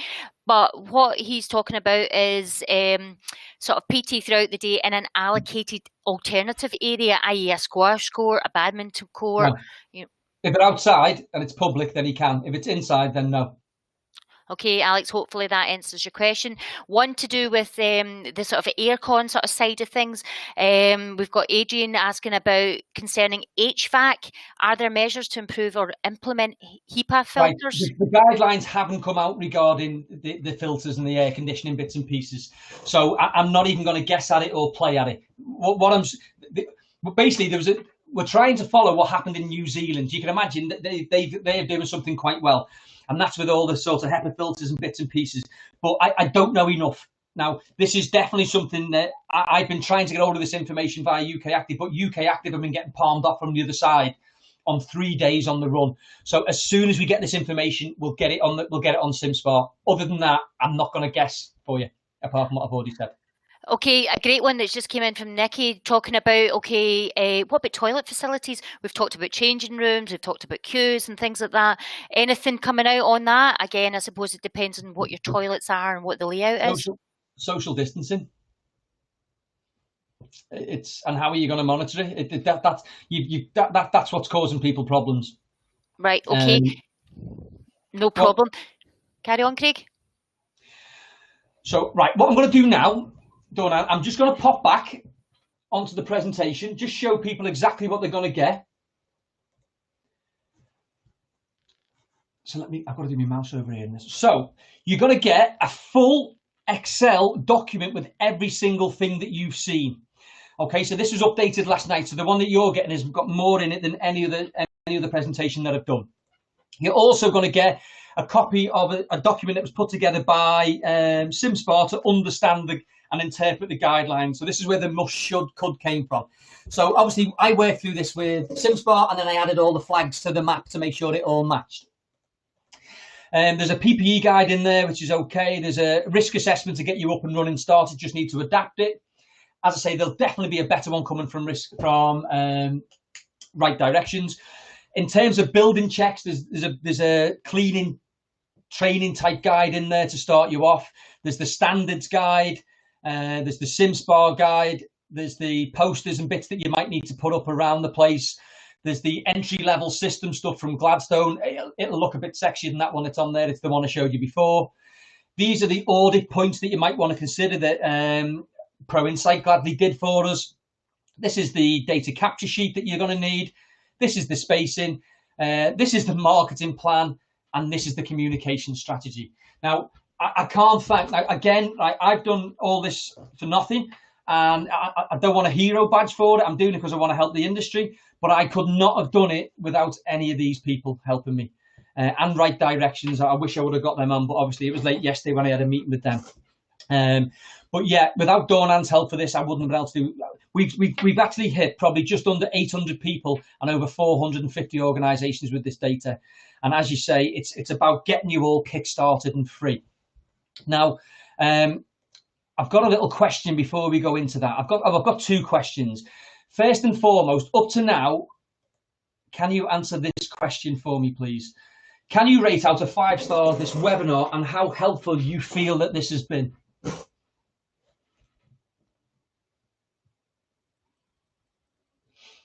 I'm just going to give you a minute to do that. I know we won't get everybody, does it, but I'm going to show you the results. Thank you very much, you lovely people. Okay, so that gives me an indication that we've hit the right thing. So that's good. That's brilliant.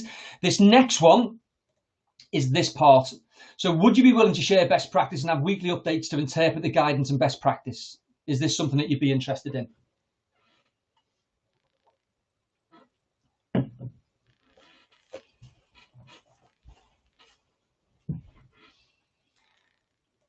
Again, I think we're hitting the mark on this. So I think this collaboration and pulling together is absolutely key. Absolutely perfect. So let me just carry on this for a second. So the next phase of this is all about best practice. Please send any information to me, and I will find out as part of the updates exactly where you need to send it in terms of getting it to SimSpa. Now, again, I'm not interested in any financials or any information that's in it. I'm interested in the templates and the theory behind what it is you've done. I know some amazing organizations have done some stuff. I know GM Active have been doing some amazing stuff on business modeling and financial modeling, etc. So it's getting that type of stuff in so we can share it around and we can all learn from it. It's, again, is there any procurement deals? Like I've said, if you've got PPE providers, then by all means use them. But the difference between people who tell you they can get it and people who can actually get it, you'll probably find there's a huge bit. I've had a load of people come back to me, and I got a contact off the PP provider that I've been using yesterday saying, Craig, we've already sent out several orders to some of the people who called yesterday. So please do this as quick as you can, because I also know that what he's also told me is the prices are changing each day as the demand starts to massively go over the supply. Marketing, again, I'm going to do another webinar. We're going to do like a workshop type webinar where we're going to get into a hell of a lot more detail just on marketing and the campaign that Alliance Leisure have put together. It's a blinder, so it's another one I don't think you'd want to miss. And again, any communication plans or anything that you put together, as soon as people start sending me, I'll update the best practice and we'll get the message out there of what people should be doing. Guidelines from Swim England and the RLSS and all the NGBs, they'll be coming soon. Like I say, we've got the golf one, we've got the Lawn Tennis Association. As they come, we'll add them. But until you see specific guidelines, please don't make stuff up, because that's the Chinese whispers that's been killing us. And as the government phasing changes, each week I will be talking through how to understand that and how that's been interpreted via sort of SimSpa UK Active and myself. So we'll go through that and we'll try and make it easier to interpret. Dawn, do you have the link for the feedback? Yes, I've already dropped it in, but You are ace. So Dawn's just dropped the link into the Q&A, which is basically so you can give me some feedback on the session. Please, like I've said, I've done all this for nothing, but I still want to try and improve how I do things going forward. So that's really what the feedback is for. So you'll get an email in a minute, which is going to tell you the links to be able to download all the software, and it'll probably have another one in there to try and give us some of this feedback. Yeah, so the links to feedback there definitely come. You'll get them probably in about the next 30 or 40 minutes or so. And can I just say, as an industry, if we pull together, we got this. We're going to nail it. Yeah. Now, there's a hell of a lot to do, but if we do it together, it's easier. If you do it all in isolation, it's going to be hard and you're probably going to struggle. All right. So I'm willing to help people. Like I've said, I've got loads of people who are coming back to me asking me to do various bits and pieces. I've got to be honest, I'm definitely going to help my existing customers first, and then I'm definitely willing to help other people. But a bit like the PPE suppliers and everyone else, if you want me to do something, then you're going to have to sort of get in quite early. Thank you very much for your time. Is there any more questions, Doran? Has anything else cropped up or? Yeah, just a wee couple there. Les Mills, so Jean was asking, is Les Mills giving guidance and information on how to keep the fitness class coaches safe during class? I haven't seen it, and there's also an organisation called EDM, which is the exercise dance to music. I'm still waiting for those as well. So if anyone has seen them, please let me know. This is all part of the shared and best practice. Get them across there, and we'll get them on the website. Yep, another valid one again in from Simon. Simon, you are a legend. He's saying that is anybody thinking about possibly a 24/7 kind of shift work to provide flexibility for customers to, book slots throughout the day and times? I don't think you're going to have enough staff as it is. You've got to bear in mind that imagine you went 24 hours and then a couple of your staff got COVID. I by all means think about it. So it's a good thing to throw in there, but I just think I think it's going to be hard enough trying to get back to the existing service we used to have than extending the service. So one step at a time. One step at a time. Yep. Roy's came in. Any more information about first aid and what PPE is needed for first aid induction training, that sort of thing? We're still waiting on the actual guidance. Like I've said, some first aid companies now don't teach mouth to mouth; they only teach the compressions. So therefore, gloves. But again, all this we've got to get clarification on it. So as part of the RLSS and Swim England, all these places, we're all trying to make sure we say the same thing. So as soon as we've got it, we'll get it back out to you. I can see one there from Stacey Snedden saying that is it okay to. All I'd say, Stacey, just send me an email after this session and I'll talk you through what we can do for the Federation for you. So that's absolutely fine. Yeah, I'm going to leave it there. I'm a little bit tired. I've done 40 of these sessions over about 2.5 weeks, so I'm a little bit battered. I hope you've enjoyed the session. Please think and action fast. Yes, there's decisions to be made. The ones I'll be making quick are sort of the stuff that's going to go missing, the PPE, the HEPA filters. When that comes, it's hopefully going to come today. Door stops, that type of thing. Please get them ordered because you're going to need them. And secondly, then you've got to look at the phasing and what you want to do as an organisation. And then you've got to start telling people. If you don't know anything, tell them that you don't know anything yet, but give them a time when you will. Thank you very much for your time. Thank you very much for Dawn Ann for being my able assistant as per usual. And if anybody needs any more information, please give me a call or an email. Thank you very much.